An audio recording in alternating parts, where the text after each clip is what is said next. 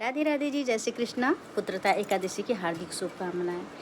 आज है 5 तारीख और आज पुत्रता एकादशी व्रत है। हम सब लोगों ने किया है और मैं अपनी तरफ से, अपनी गौरी गोपाल की तरफ से आप सबको हार्दिक शुभकामनाएं देती हूँ। तो महाराज युधिष्ठिर, मैं एक छोटा सा कथा सुनाऊंगी, ज़्यादा बड़ा नहीं। महाराज युधिष्ठिर ने कृष्णचंद्र भगवान से पूछा, प्रभु सावन मास के शुक्ल पक्ष की पुत्रता एकादशी व्रत का क्या फल है। प्रभु ने बताया, इसका बहुत बड़ा फल है।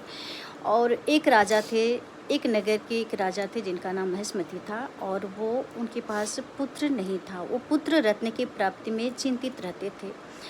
तो वो हमेशा सोचते थे कि मैं अपनी प्रजा से पुत्रवत व्यवहार करता हूँ, मैं किसी को कोई कष्ट नहीं, मैं किसी के साथ कोई पाप नहीं। मतलब उनके जानने में उन्होंने कोई पाप नहीं किया था, कोई अधर्म नहीं किया था, कोई मतलब किसी को कष्ट नहीं पहुँचाया था। यहाँ तक कि अपने प्रजाजन को पुत्रवत व्यवहार करते थे। अब तो एक दिन अपनी चिंता को, अपनी प्रजा को अपने पास बुलाया और अपनी चिंता को जताई उनके सामने कि हमारे किस जन्म का कर्म का फल है कि हमारे पास कोई पुत्र नहीं है। और उनकी इच्छा थी कि उनके पास एक पुत्र हो जाए। तो ये चिंता व्यक्त की अपने प्रजाजन से। तो प्रजाजन ने मिलकर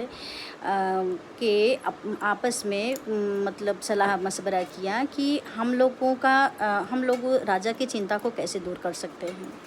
तो ये लोगों ने मिलकर एक ऋषि मुनि की तलाश में गए। कुछ दूर गए तो फिर एक लोमश ऋषि पे नज़र पड़ता है इन लोगों का।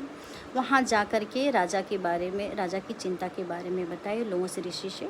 तो लोमश ऋषि ने आँख बंद करके देखा कि राजा के कौन से कर्म का ये फल है जो उनको पुत्र नहीं हुआ है। तो राजा ने, मुनि ने अपना आँख बंद किया और बताया कि इनके पूर्व जन्म में जो महेशमती राजा थे वो वैश्य परिवार में थे और बहुत अच्छे नहीं थे, बहुत अच्छा इनका कर्म नहीं था और इधर से उधर, इस नगर से उस नगर करते थे।